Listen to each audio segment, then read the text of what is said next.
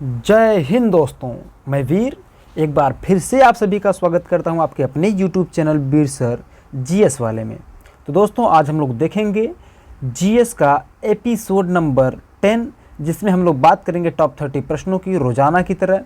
और दोस्तों आज का जो टॉप 30 प्रश्न है वह विश्व के प्रमुख पर्वतों, प्रमुख पठारों और घास के मैदानों से है, जो कि सभी एक दिवसीय परीक्षाओं में पूछे जाते हैं। और इसमें मैं उन्हीं प्रश्नों को शामिल किया हूं जो एक दिवसीय परीक्षाओं में पूछे गए हैं। ठीक है दोस्तों, तो आइए और ख़ुद को परखिए, देखिए कि आपकी तैयारी किस कदर और कितनी हुई है।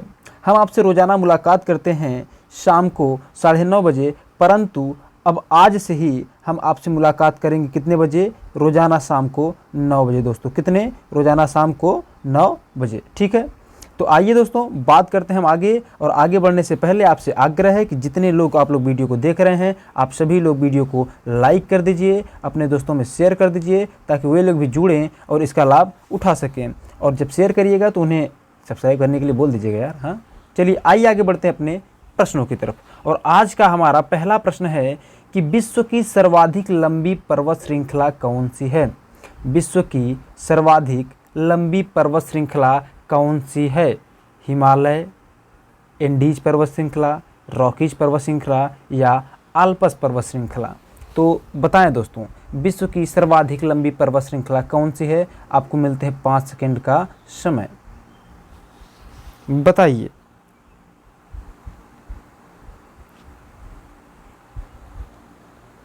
जी हाँ दोस्तों, विश्व की सर्वाधिक लंबी पर्वत श्रृंखला है एंडीज। क्या? एंडीज पर्वत श्रेणी या एंडीज पर्वत श्रृंखला दुनिया की सबसे लंबी पर्वत श्रृंखला है। ठीक है, कुछ लोग हिमालय पर सोच रहे होंगे हिमालय के लिए, लेकिन हिमालय जो है एशिया महाद्वीप की सबसे लंबी पर्वत श्रृंखला है। ठीक है, लेकिन यहाँ पर हम बात कर रहे हैं दुनिया की सबसे लंबी पर्वत श्रृंखला की। तो ध्यान रखिएगा, हिमालय की जो लंबाई है दोस्तों वो है 2500 किलोमीटर। कितना? 2500 किलोमीटर। जबकि एंडीज पर्वत श्रृंखला की लंबाई है 7200, यानी कि 7200 किलोमीटर लंबाई है। कितना? 7200 किलोमीटर लंबाई है एंडीज पर्वत श्रृंखला की। ठीक है, अब अगर हम बात करें कि एंडीज पर्वत श्रृंखला किस महाद्वीप में है, तो आगे ही मैंने प्रश्नों को शामिल किया है जो प्रश्न पूछा गया है। ठीक है, प्रश्न इस प्रकार से पूछा गया था कि एंडीज पर्वत श्रेणी निम्नलिखित में से किस महाद्वीप में स्थित है? एंडीज पर्वत श्रेणी निम्नलिखित में से किस महाद्वीप में स्थित है दोस्तों? ऑप्शन है ऑस्ट्रेलिया महाद्वीप में, या यूरोप महाद्वीप में, या दक्षिण अमेरिका महाद्वीप में, या उत्तर अमेरिका महाद्वीप में। आपके समक्ष 4 ऑप्शन है और आपको मिलते 5 सेकंड का समय। आप लोग उत्तर कीजिए दोस्तों, उत्तर कीजिए, आप लोग फटाफट कीजिए। जी हाँ दोस्तों, बताएं कि एंडीज पर्वत श्रेणी निम्नलिखित में से किस महाद्वीप में स्थित है? जी हाँ दोस्तों, आप लोग बिल्कुल सही उत्तर कर रहे हैं, दक्षिण अमेरिका। कहाँ पर दोस्तों? दक्षिण अमेरिका। यानी कि एंडीज पर्वत श्रृंखला जो कि दुनिया की सबसे लंबी पर्वत श्रृंखला है वह दक्षिण अमेरिका महाद्वीप में स्थित है। आज का हमारा तीसरा प्रश्न है। तीसरा प्रश्न कह रहा है दोस्तों कि आल्प्स पर्वत श्रेणी निम्न में से किस देश का हिस्सा नहीं है? क्या दोस्तों? आल्प्स पर्वत श्रेणी निम्न में से किस देश का हिस्सा नहीं है? फ्रांस, जर्मनी, ऑस्ट्रिया या इंग्लैंड? तो आपको दोस्तों बताना है इन चारों देशों में से कौन सा एक ऐसा देश है जिस देश में आल्प्स पर्वत श्रेणी फैला हुआ नहीं है। बताइए दोस्तों। तो दोस्तों इसका सही उत्तर है ऑप्शन नंबर डी, इंग्लैंड। ठीक है, यानी कि आल्प्स पर्वत श्रेणी इंग्लैंड में विस्तृत नहीं है, यानी इंग्लैंड में इसका विस्तार नहीं है। तो इसका विस्तार है दोस्तों फ्रांस में, जर्मनी में, ऑस्ट्रिया में, और चौथा एक और देश है स्विट्जरलैंड। कहाँ दोस्तों? स्विट्जरलैंड में है। ठीक है, चलिए आइए आगे बात करते हैं। अच्छा, आप अगर पूछिए कि आल्प्स पर्वत किस महाद्वीप में है, तो भाई ये सभी किस महाद्वीप के देश दिखाई दे रहे हैं आपको? ये सारे के सारे ये हैं यूरोप महाद्वीप के देश। किस महाद्वीप के देश हैं? यूरोप महाद्वीप के देश। यानी आल्प्स पर्वत किस महाद्वीप में है? यूरोप महाद्वीप में है। ठीक है दोस्तों, आइए बात करते हैं आगे चौथे प्रश्न पर। चौथा प्रश्न कह रहा है कि यूरोप की एक पर्वत श्रृंखला है। ध्यान दीजिएगा दोस्तों, प्रश्न पूछा गया है। ठीक है, अभी मैंने पीछे ही बात किया, यहाँ पर भी आप लोग उत्तर कीजिए, 5 सेकंड का समय दे रहे हैं। कह रहा है कि यूरोप की एक पर्वत श्रृंखला है आल्प्स, हिमालय, एंडीज या रॉकीज पर्वत श्रृंखला? बताइए इन चारों पर्वत श्रृंखलाओं में से कौन सी एक पर्वत श्रृंखला यूरोप में है? जी हाँ दोस्तों, आप सभी एकदम बिल्कुल सही उत्तर कर रहे हैं। आल्पस पर्वत, यानी जो आल्पस पर्वत है यह यूरोप में स्थित है। कहाँ पे? यूरोप में। जबकि अगर हम बात करें हिमालय की, तो हिमालय स्थित है एशिया महाद्वीप में। और इंडीज की बात करेंगे तो अभी अभी हमने देखा कि जो इंडीज पर्वत श्रृंखला है यह स्थित है दक्षिण अमेरिका महाद्वीप में। और अगर हम बात करेंगे रॉकी या रॉकीज पर्वत श्रेणी की, तो यह है उत्तरी अमेरिका महाद्वीप में स्थित है, सबसे लंबी पर्वत श्रृंखला है। ठीक है दोस्तों, वेरी गुड। आइए बात करते हैं पश्चिमी प्रश्न की। पश्चिमा प्रश्न कह रहा है कि व्हाइट, हाइट नहीं रहेगा, व्हाइट रहेगा, व्हाइट पर्वत पाए जाते हैं। व्हाइट पर्वत पाए जाते हैं कहाँ पर? कनाडा में, नॉर्वे में, रूस में या संयुक्त राज्य अमेरिका में? व्हाइट पर्वत कहाँ पाए जाते हैं दोस्तों? बताइए, आपके समक्ष 5 सेकंड का समय है। व्हाइट पर्वत कहाँ पाए जाते हैं? जी हाँ दोस्तों, इसका बिल्कुल सही उत्तर है ऑप्शन नंबर डी, संयुक्त राज्य अमेरिका यानी यूएसए में पाया जाता है। कहाँ पे? यूएसए में। व्हाइट पर्वत कहाँ पर है? अमेरिका में है दोस्तों। ठीक है, आइए बात करते हैं छठे प्रश्न की। छठा प्रश्न कह रहा है कि हिमालय का विस्तार अराकानयोमा जिस देश में स्थित है वह है। यानी कि देखिए, हिमालय, अगर आप लोग हमसे हिमालय पढ़े होंगे तो मैंने हिमालय को इतना विस्तृत रूप में बताया है कि हिमालय का मतलब पश्चिमी छोर पर दक्षिणवर्ती मोड़ और पूर्वी छोर पर दक्षिणवर्ती मोड़ सब कुछ हमने बताया है। तो अगर याद होगा आपको तो बताइए, जो अराकानयोमा पर्वत है यह किस देश में स्थित है? और जो अराकानयोमा पर्वत है यह हिमालय का ही भाग है दोस्तों। किसका? हिमालय का भाग है। इसीलिए कह रहा है कि हिमालय का विस्तार अराकानयोमा जिस देश में स्थित है वह है। यानी वह कौन सा देश है? म्यांमार है, बलूचिस्तान है, नेपाल है या कश्मीर है? कश्मीर तो एक राज्य हो जाता है, फिर भी कोई बात नहीं है। आपको बताना इन चारों में किस स्थान पर है अराकानयोमा पर्वत। 5 सेकंड का समय तो है ही आपके पास। जी हाँ दोस्तों, बताए, उत्तर कीजिए। वेरी गुड दोस्तों, आप लोग बिल्कुल सही उत्तर कर रहे हैं। म्यांमार में। कहाँ पे? म्यांमार में। यानी हिमालय का जो विस्तार है अराकानयोमा पर्वत, या फिर आपसे डायरेक्ट ऐसे पूछा जा सकता है कि अराकानयोमा पर्वत किस देश में स्थित है, तो कहाँ है दोस्तों? म्यांमार में है। कहाँ है? म्यांमार एक पड़ोसी देश है भारत का, यह पूरब की तरफ है ना, पूर्वी पड़ोसी देश है। तो अराकानयोमा पर्वत म्यांमार में स्थित है। 7वें प्रश्न की अगर हम बात करें तो 7वां प्रश्न कह रहा है कि ब्लैक फॉरेस्ट पर्वत स्थित है कहाँ पर? यानी ब्लैक फॉरेस्ट पर्वत कहाँ पर स्थित है? अगर भाई वैसे अगर महाद्वीप आपसे पूछता तो यहाँ पर अगर पहले देशों को देखिए तो कह रहा है ब्लैक फॉरेस्ट पर्वत कहाँ पर स्थित है, तो इसका उत्तर देने का प्रयत्न करिए आप। कह रहा है कि फ्रांस में या जर्मनी में या यूक्रेन में या रूस में। जरा बताइए कि ब्लैक फॉरेस्ट पर्वत कहाँ स्थित है। 5 सेकंड का समय है दोस्तों आपके पास, बताएं।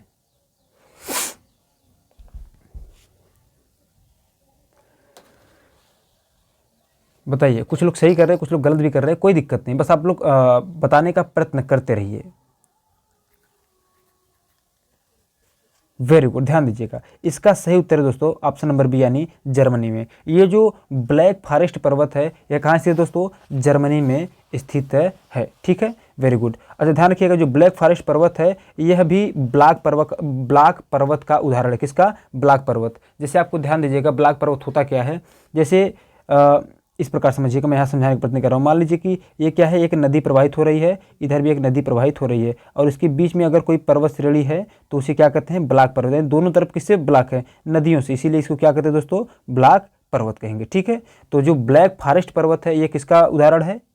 ब्लैक पर्वत का। और अगर भारत में पूछा जाए कि भारत में ब्लैक पर्वत का एकमात्र उदाहरण कौन सा है, तो सतपुड़ा पर्वत श्रेणी। कौन सी? सतपुड़ा। ठीक है, आइए बात करते हैं आगे। अच्छा, अगर आपसे इस प्रकार से पूछे कि ब्लैक फॉरेस्ट पर्वत किस महाद्वीप में है, तो दोस्तों आप ऐसे बता सकते हैं, भाई देखो जर्मनी हमने बात किया, तो जर्मनी किस महाद्वीप का देश है? यूरोप महाद्वीप का देश है। तो आप डायरेक्ट उत्तर कर सकते हैं कि ब्लैक फॉरेस्ट पर्वत जो है यूरोप महाद्वीप का पर्वत है। ठीक, आइए बात करते हैं आगे कि ड्रेकेंसबर्ग पर्वत है कहाँ है भाई? ड्रेकेंसबर्ग पर्वत। अभी तो मैंने, अगर जो ऑफलाइन स्टूडेंट हमारे एसएससी वाले देख रहे होंगे तो तुरंत बताएंगे, क्योंकि अभी हमने 2 दिन पहले ही करवाया, 2-4 दिन पहले ही करवाया है कि ड्रेकेंसबर्ग पर्वत कहाँ है? बोत्सवाना में, नामीबिया में, दक्षिण अफ्रीका में या जाम्बिया में?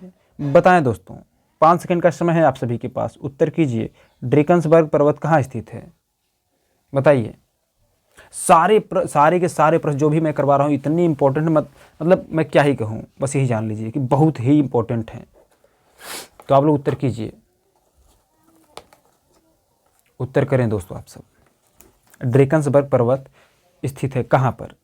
वेरी गुड दोस्तों, आप लोग कुछ लोग बहुत सही उत्तर कर रहे हैं, दक्षिण अफ्रीका में। कहाँ पे? दक्षिण अफ्रीका में। यानी जो ड्रेकन्सबर्ग पर्वत है, कहाँ है दोस्तों? दक्षिण अफ्रीका में। अब अगर पूछेगा ड्रेकन्सबर्ग पर्वत किस महाद्वीप में है, तो अफ्रीका महाद्वीप में है दोस्तों। कहाँ पे? अफ्रीका महाद्वीप में। आगे नवा प्रश्न है। नवा प्रश्न कह रहा है कि किस महाद्वीप में एटलस पर्वत स्थित है? किस महाद्वीप में एटलस पर्वत स्थित है? अभी पिछले कुछ वीडियो में मैंने करवाया है, जो उसमें मैंने चर्चा किया हुआ है। ध्यान दें कि पीछे मैंने जितने भी वीडियो करवाया है, एपिसोड नंबर 10 है, एपिसोड नंबर 9 तक, सॉरी 9 तो मैंने करवाया नहीं, 9 का मैंने आप लोग PDF भेज दिया था। एपिसोड नंबर 8 तक तथा एशिया और अफ्रीका जितना भी मैंने वीडियो करवाया है, सभी वीडियो के लिंक मैं इस वीडियो के डिस्क्रिप्शन बॉक्स में नीचे दे दूंगा। आप लोग जा करके वहाँ से वीडियो को देख सकते हैं, अन्यथा आप चैनल पर भी जा करके देख सकते हैं। ठीक है, तो यहाँ पर बात कर रहा था कि किस महाद्वीप में एटलस पर्वत स्थित है? एशिया में, अफ्रीका में, ऑस्ट्रेलिया में या यूरोप में? बताएं दोस्तों, किस महाद्वीप में एटलस पर्वत स्थित है?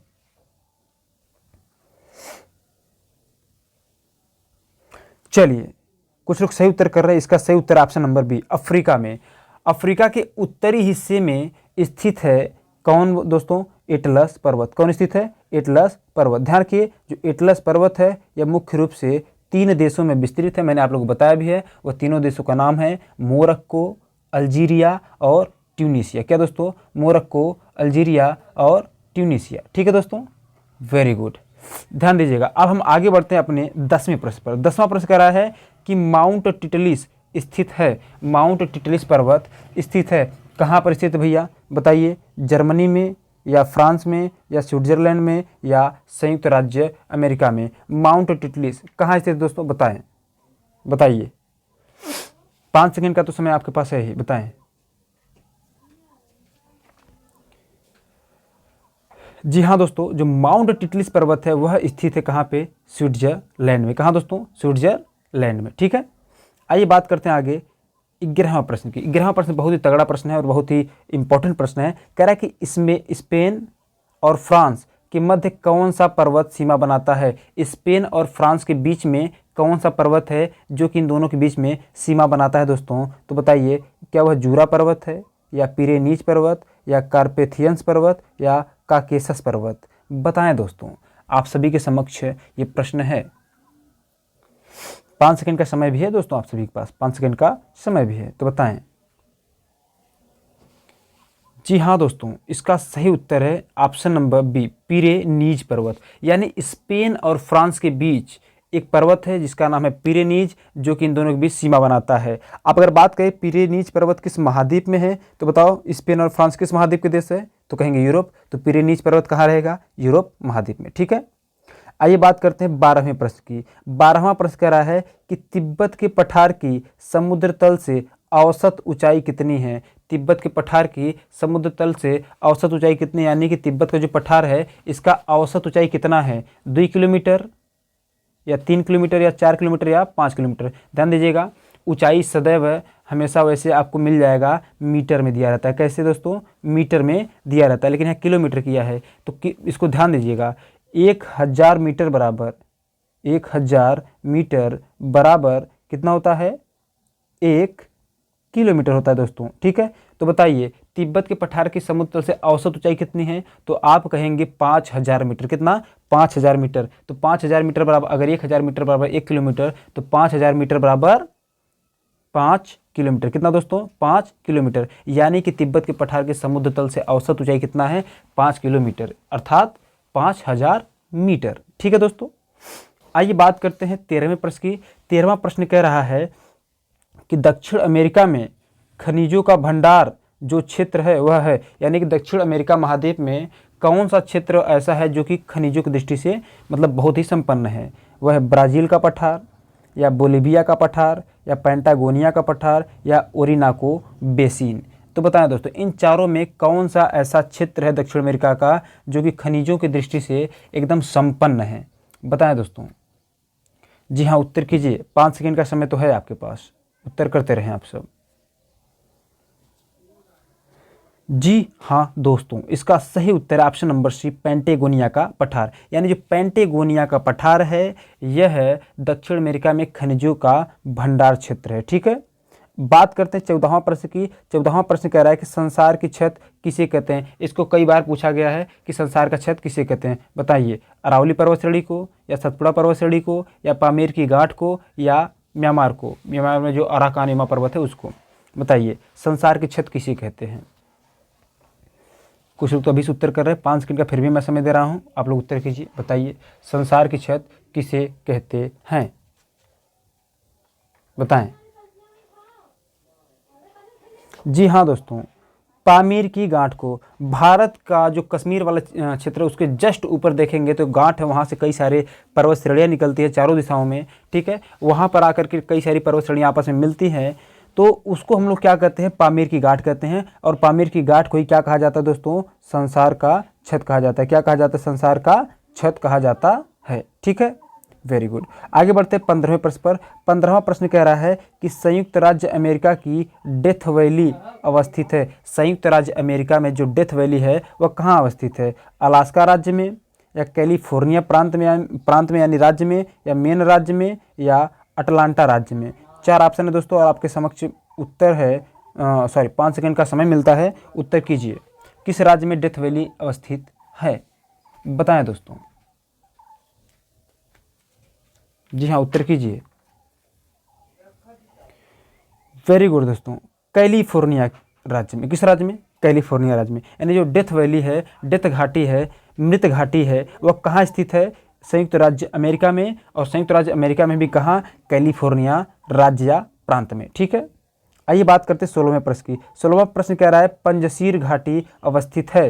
पंजशीर घाटी कहाँ अवस्थित है, मिस्र में, ईरान में, अफगानिस्तान में, या तुर्की में। बताया दोस्तों पंजशीर घाटी कहाँ स्थित है।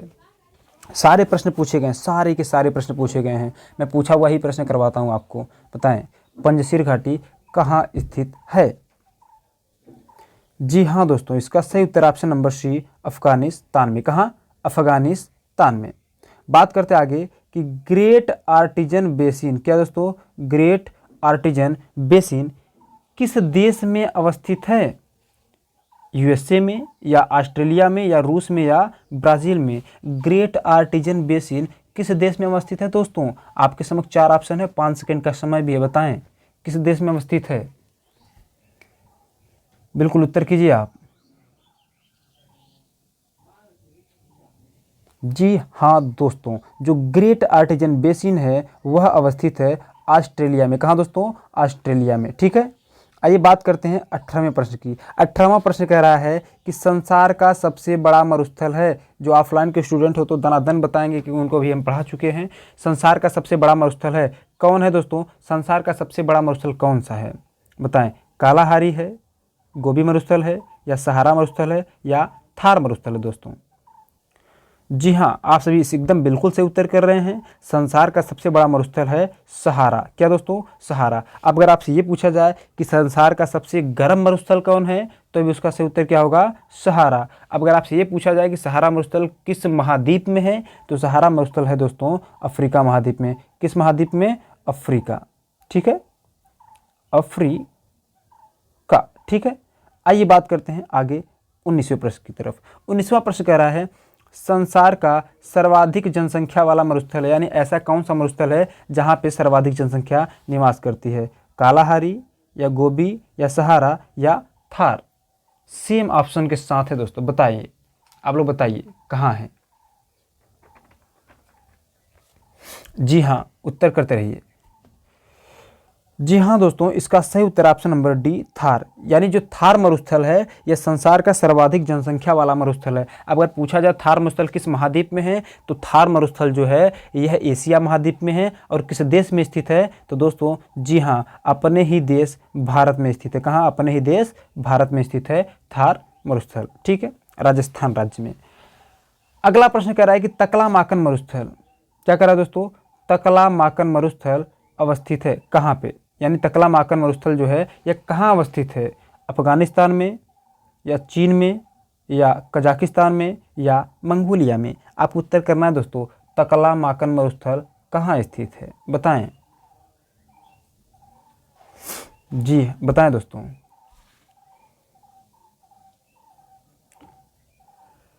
जी हाँ दोस्तों, इसका बिल्कुल सही उत्तर ऑप्शन नंबर बी यानी चीन में। जो तकलामाकन मरुस्थल है वो कहाँ स्थित है? चीन में। पीछे ध्यान रखिएगा, यहाँ पे जो गोबी मरुस्थल है, सॉरी आइए हम आगे पहले बात कर रहे थे, आगे प्रश्नों को मैंने शामिल किया है। तकलामाकन मरुस्थल कहाँ शामिल है, सॉरी कहाँ स्थित है? चीन में स्थित है। ठीक है दोस्तों, बात करते हैं 21वें प्रश्न की। 21वां प्रश्न कहता है कि दस्त-ए-लूट मरुस्थल कहाँ स्थित है? ऑप्शन नंबर ए ईरान में, लीबिया में, केन्या में या नाइजीरिया में। दोस्तों मैंने आपको सब कुछ बताया, सारे के सारे प्रश्न बताए गए हैं। ठीक है, जो ऑफलाइन के स्टूडेंट हैं उनको सारा का सारा बताया गया है।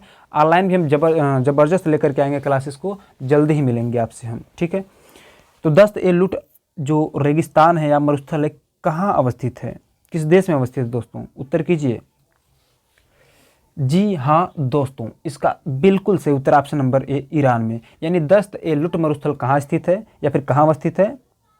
तो दस्त-ए-लूट जो है ईरान में स्थित है दोस्तों। बात करता है कि गोबी मरुस्थल, अगला प्रश्न यानी 22वां प्रश्न कह रहा है गोबी मरुस्थल किस देश में स्थित है? गोबी मरुस्थल किस देश में स्थित है? मैक्सिको में, सोमालिया में, मंगोलिया में या मिस्र में? गोबी मरुस्थल किस देश में स्थित है? मैक्सिको में, सोमालिया में, मंगोलिया में या मिस्र में? उत्तर करें दोस्तों। जी हाँ दोस्तों, गोबी मरुस्थल जो है ये चीन के जस्ट ऊपर एक देश है मंगोलिया। क्या दोस्तों? मंगोलिया। यानी कि ऑप्शन नंबर सी सही होगा। यानी गोबी मरुस्थल किस देश में स्थित है? मंगोलिया में। तकलामाकन मैंने पीछे क्या किसका नाम लिया था? चाइना का, यानी चीन का। ठीक है दोस्तों, वेरी गुड। आइए बात करते हैं 23वें प्रश्न की। 23वां प्रश्न कह रहा है कि अटाकामा रेगिस्तान यानी कि अटाकामा मरुस्थल कहाँ पर स्थित है? अटाकामा मरुस्थल कहाँ पर स्थित है? एशिया में, दक्षिण अमेरिका में, अफ्रीका में या उत्तरी अमेरिका में? बताएं, अटाकामा मरुस्थल या रेगिस्तान कहाँ स्थित है? 5 सेकंड का समय है दोस्तों आपके पास, मैं 5 सेकंड का समय देते जा रहा हूं, बताइए, उत्तर कीजिए।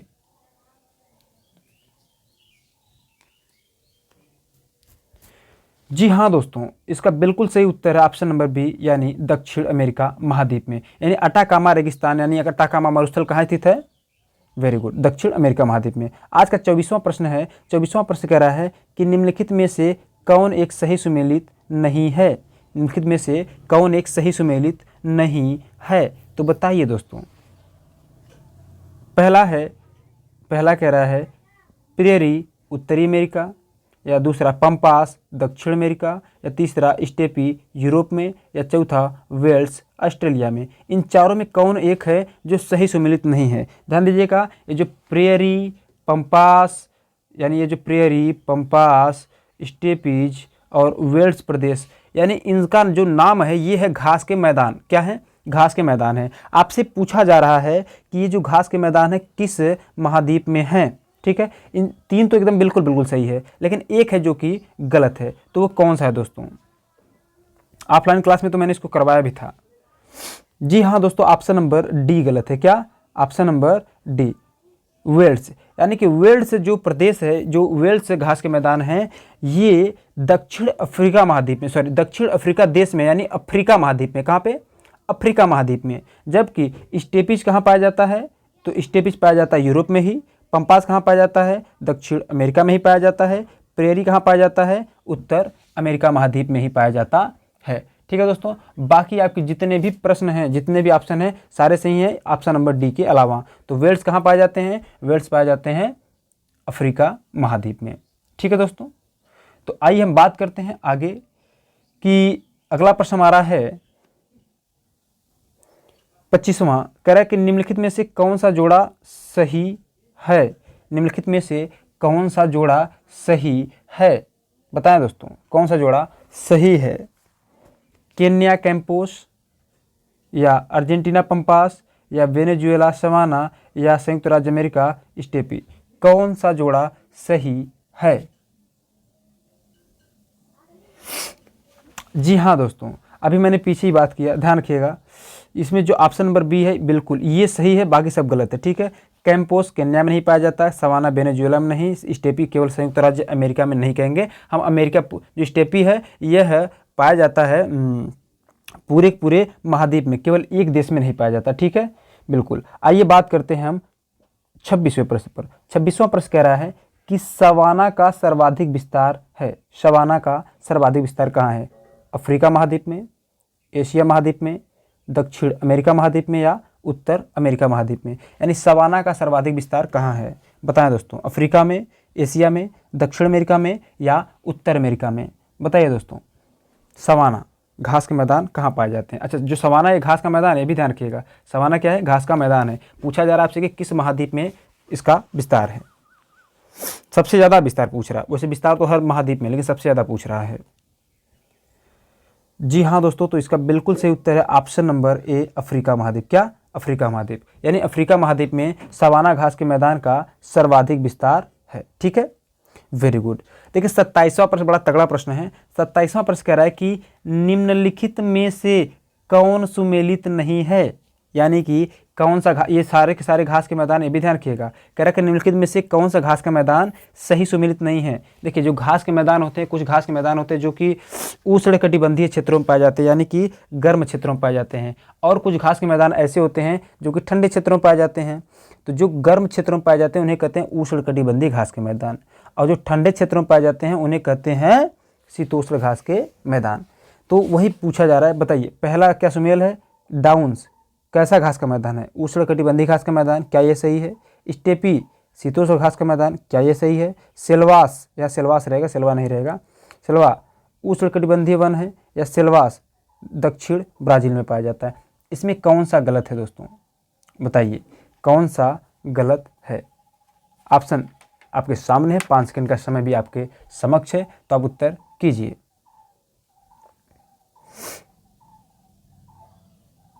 बिल्कुल ध्यान दीजिए, ये जो डाउन्स है ये वाला ऑप्शन जो है ये गलत है, क्योंकि डाउन्स जो है यह उष्णकटिबंधीय नहीं बल्कि शीतोष्णकटिबंधीय घास का मैदान है। कैसा? शीतोष्णकटिबंधीय घास का मैदान है। ठीक है, आइए बात करते हैं 28वें प्रश्न की। 28वां प्रश्न कह रहा है कि निम्नलिखित में से कौन शीतोष्ण घास का मैदान नहीं है? क्या? निम्नलिखित में से कौन शीतोष्ण घास का मैदान नहीं है? पंपास, वेल्स, डाउन्स या सवाना? सवाना नहीं रहेगा, सवाना रहेगा। क्या रहेगा दोस्तों? सवाना, जो पीछे हमने देखा था अफ्रीका में। ठीक है, सवाना रहेगा।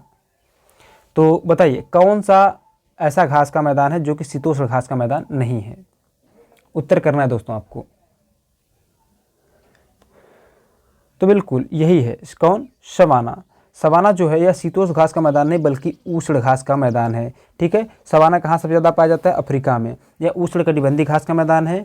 हाँ, ये जो वेल्स है ये भी अफ्रीका में पाया जाता है, लेकिन ये है शीतोष्णकटिबंधीय घास का मैदान। ठीक है, तो यहाँ पर जो ऑप्शन सही होगा सवाना, यानी कि सवाना शीतोष्णकटिबंधीय घास का मैदान नहीं है।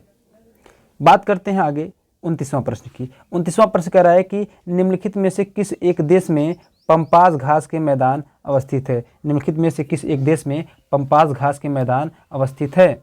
पैराग्वे में, बोलीविया में, अर्जेंटीना में या उरुग्वे में? बताएं दोस्तों, अगर पंपास, अगर आपसे पूछते हैं पंपास जो घास का मैदान किस महाद्वीप में स्थित है, तो वो है दक्षिण अमेरिका महाद्वीप में। तो अब बताइए कि पंपास घास का मैदान दक्षिण अमेरिका महाद्वीप के किस देश में स्थित है? इन्हीं चारों में से कोई एक है, बताएं। उत्तर कीजिए आप सब। जी हाँ दोस्तों, इसका बिल्कुल सही उत्तर ऑप्शन नंबर सी, अर्जेंटीना। यानी अर्जेंटीना में पंपास घास के मैदान पाए जाते हैं। ठीक है, वेरी गुड। आज के हमारा जो अंतिम प्रश्न है 30वां प्रश्न कह रहा है दोस्तों कि निम्न में कौन से शीतोष्ण घास के मैदान यूरेशिया में पाए जाते हैं? यूरेशिया का मतलब ऐसा महाद्वीप जो जिसमें यूरोप और एशिया दोनों के ही भाग आते हैं। ठीक है, तो ध्यान रखिएगा, मुख्य रूप से जो यूरेशिया में घास के मैदान पाए जाते हैं वे कौन से? ऑप्शन है आपके पास डाउन्स, वेल्स, चिली या इक्वेडोर। ये तो गलत हो गया, ध्यान रखिएगा। इसका जो उत्तर ऑप्शन होगा, यहाँ पे ये 2 ऑप्शन गलत हुआ है। ठीक है, चिली और इक्वेडोर काटते हैं तो देश है, घास के मैदान नहीं। डाउन्स हो गया, वेल्स हो गया, एक मैं और ऑप्शन दे रहा हूँ स्टेपीज हो गया, स्टेपीज, और एक मैं दे रहा हूँ प्रेयरी। चलो, ये 4 ऑप्शन आपके समक्ष हो गए। बताइए ये ऑप्शन रहेंगे। ठीक है, 2 ऑप्शन गलत हो गया, देश का नाम लिखा जा चुका है। ठीक, कह रहा है कि निम्नलिखित में से कौन शीतोष्ण का घास का मैदान है जो यूरेशिया में पाया जाता है? डाउन्स तो पाया जाता है भैया ऑस्ट्रेलिया में, यानी ये तो गलत हो जाएगा। वेल्स पाया जाता है दक्षिण अफ्रीका में, ये भी गलत हो जाएगा। प्रेयरी पाया जाता है अमेरिका महाद्वीप में, ये भी गलत हो जाएगा। तो यूरेशिया में कौन पाया जाएगा? यूरोप में। देखिए स्टेपिज जो है ये पाया जाता है यूरोप में, ठीक है। तो यूरोप और एशिया के भी कुछ भाग में पाया जाता है। आपको पता है कि जो रूस है उसका अत्यधिक भाग कहाँ स्थित है, यानी कि जो मुख्य भाग है वह है यूरोप महाद्वीप में। और रूस की राजधानी मॉस्को ये कहाँ है? ये भी यूरोप महाद्वीप के अंतर्गत ही आता है, तो उसे यूरेशिया माना जाता है, ठीक है। तो इसका सबसे सही उत्तर क्या होगा दोस्तों? स्टेपिज, यानी स्टेपिज जो है यह यूरेशिया में पाया जाने वाला शीतोष्ण घास का मैदान है, ठीक है दोस्तों। Very good. तो ये रहा आज का आपका 30 प्रश्न है। तो वीडियो आपको कैसा लगा? अंतिम में जाते जाते मैं आपसे बोल दूं कि आप लोग वीडियो को लाइक कर दीजिए, अपने दोस्तों में शेयर भी कर दीजिए, ठीक है। रोज़ाना हम आपसे बात करते थे 9:30 बजे, परंतु अब हम आपसे मुलाकात करेंगे कितने बजे? रोज़ाना शाम को 9 बजे। कितने बजे दोस्तों? रोज़ाना शाम को 9 बजे, ठीक है। तो ये बात दिल्ली तक पहुँचाइए, ठीक है। अब वीडियो कैसा लगा आप लोग मेंशन कीजिए, बताइए कमेंट बॉक्स में आकर के। तब तक के लेते हैं हम आपसे विदा, और वीडियो देखने के लिए आप सभी का दिल से बहुत बहुत धन्यवाद।